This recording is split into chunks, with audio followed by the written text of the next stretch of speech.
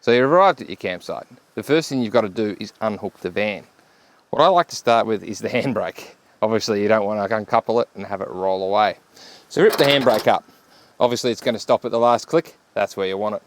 Second thing you've got to do is lower the jockey wheel to stabilise the van. Pull this pin and swing it around. Now you'll note I didn't drop it all the way to the bottom. I want to make sure that this pin has positive location in the hole under here. Otherwise, it may not lock in properly. You could injure yourself. So always make sure that pin is properly located. The next step is to wind down the jockey wheel. Now, if you're doing this in sand, it's advisable to put a plate underneath the base of the wheel so as you disperse the weight evenly. That'll make it easier when you go to hook the van up again later on. Once you've got the jockey wheel down to the ground, now we can uncouple the van.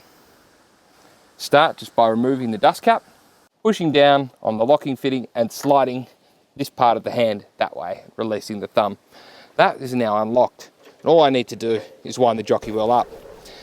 As you do this, it's advisable to pay close attention to the spirit level that's located on the drawbar frame. It's going to tell you forwards and backwards, as well as left and right positioning. For optimum camping position, obviously you want the van perfectly level. So in the forward and back, obviously you use the jockey wheel to adjust that.